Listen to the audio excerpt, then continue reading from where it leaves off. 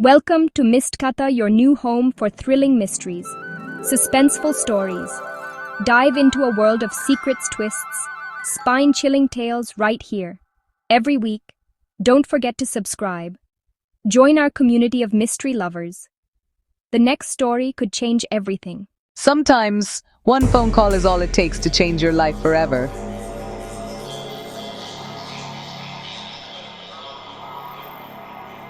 This is the story of Riya Malhotra, an ordinary young woman from Delhi. But one night, her life turned into a nightmare. The graveyard shift. A time when the world outside sleeps. But here, inside the sterile confines of Global Connect services, the clock ticks differently. It was almost midnight.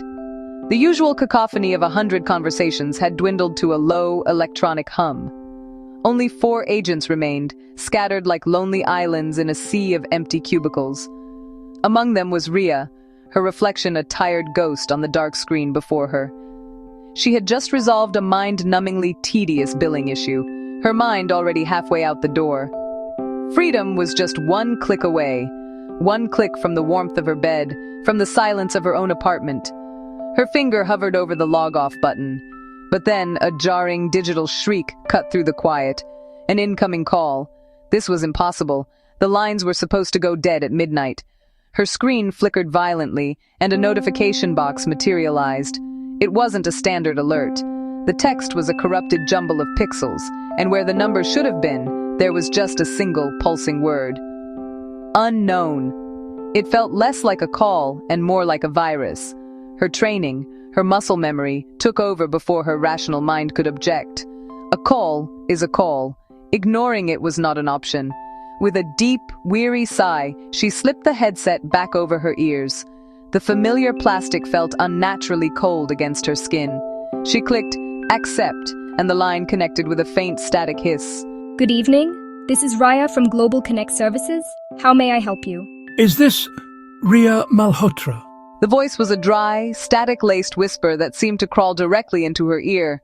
It sent an icy shiver down her spine. But it wasn't the sound that made the blood drain from her face. It was the name. Riya Malhotra. Her full name. Not Riya from Global Connect. Not the name on her public-facing profile.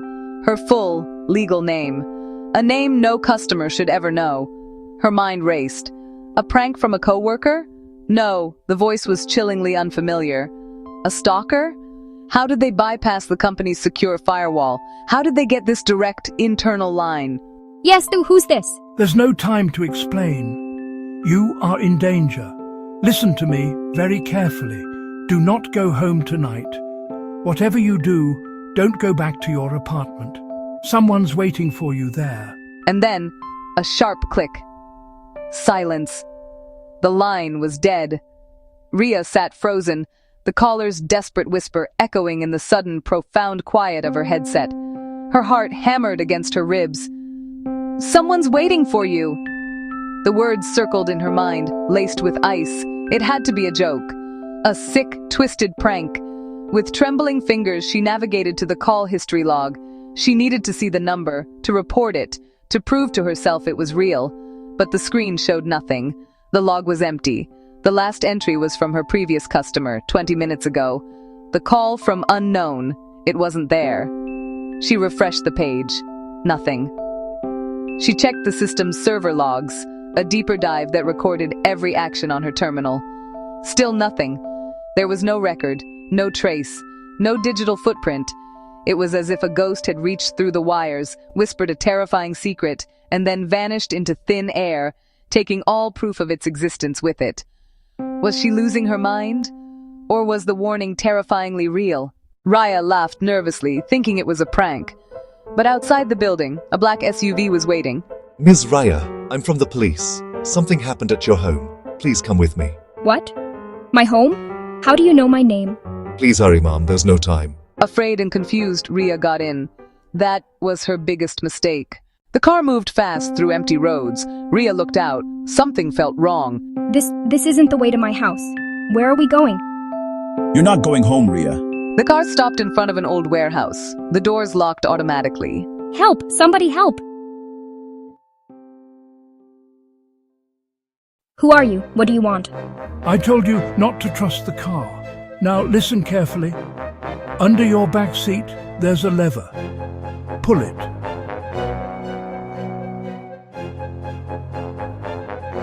Ria pulled the lever, pushed the door open, and ran for her life. The rough concrete bit into her cheek, each jagged edge a small, sharp reminder of her reality. Her lungs burned, desperate for air she dared not take. Every gasp felt like a siren in the suffocating silence of the abandoned warehouse.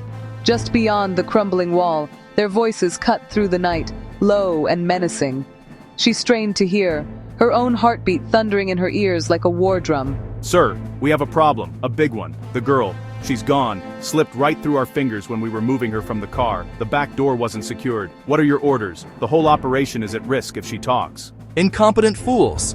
Did I not make the stakes clear? She has seen the unencrypted ledgers. She knows the shell corporations, the transfer routes, everything. This isn't a negotiation. Find her. She knows far too much. Don't let her live to see the sunrise. The words, cold and sharp, pierced the darkness and plunged straight into Ria's heart. Don't let her live. It wasn't a threat. It was a death sentence. Her blood didn't just run cold. It turned to ice, freezing her in place. And in that frozen moment, her mind, frantic for an explanation, began to rewind. Suddenly, it all started to make a terrible, horrifying kind of sense. It had started just yesterday.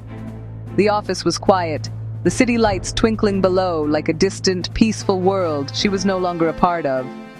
She'd been working late when an email with a bizarre subject line, Project Nightingale, Final Dispersal, landed in her inbox.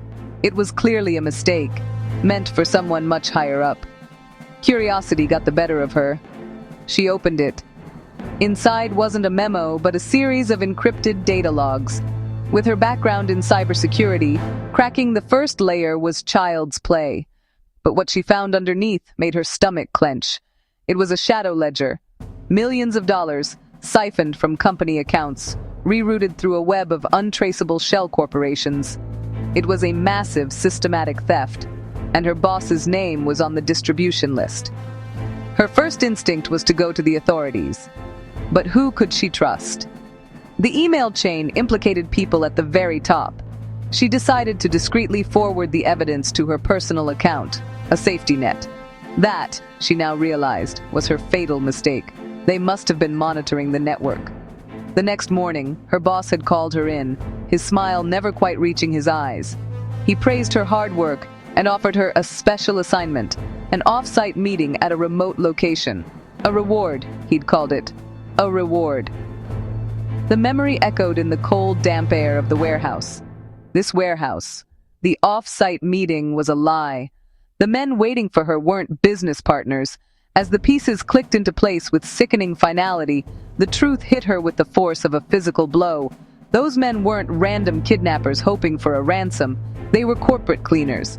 And she wasn't a victim of a random crime. She was a loose end. They were here to erase her, and the damning evidence she held, forever. Every breath was a shard of ice. Ria kept running, her footsteps a frantic rhythm against the wet, neon-drenched pavement. She was running for her life. Her mind replayed the horrors she'd escaped, shadows leaping from every alley. Fumbling with her phone, her trembling fingers dialed the emergency number. She prayed for a connection, a voice of salvation, but the screen flashed a cruel verdict. No signal. In the heart of the city, her lifeline was severed. It felt deliberate, another invisible wall closing in. Panic clawed at her throat. Then a sound cut through her despair, a distant siren, growing closer. Hope, sharp and sudden, pierced her fear, but paranoia followed. Were they for her, or part of the conspiracy? The sound became a roar as a patrol car screeched around the corner, its flashing lights painting the street in chaotic colors. It stopped abruptly, cutting off her path. Car doors swung open and two uniformed officers stepped out, their figures silhouetted and imposing. Ria Malhotra! Ma'am, don't run. We're here to help. We've been looking for you. They knew her name. Relief washed over her, so potent it almost buckled her knees. But how? We received an urgent call. A man was frantic, said your life was in immediate danger and gave us your location. Who? Who called you, sir? Please, tell me. The officer checked his notepad. The caller identified himself as Amit Sharma from your company's IT department. Do you know him? Amit Sharma? The quiet, almost invisible man from the tech floor? Ria could barely picture his face. He'd fixed her laptop last week, barely making eye contact. Why would he risk everything for her? The pieces didn't fit. But there's a problem. Right after that call, Mr. Sharma went completely off-grid. We sent a unit to his address. It was empty, door unlocked. His phone is offline. It's like he vanished. Ria froze. The words hit her with physical force. Vanished. The word echoed in the sudden silence as the sirens died down. The night air, once just cold, now felt predatory. Amit had tried to warn her, a silent guardian she never knew she had. And for his bravery, he had been erased. The conspiracy wasn't just after her, it was a monstrous entity, swallowing whole anyone who stood in its way. She was utterly trapped. The police arrested the entire gang, but Amit Sharma was never found again. Ria checked her phone. There was no record of that mysterious number. Maybe that really was the last call. Sometimes the ones who save us disappear forever. If you enjoyed this story, don't forget to like, share, and subscribe to Mistkatha. I'll see you in the next mystery. Until then, stay alert because sometimes danger doesn't knock, it calls.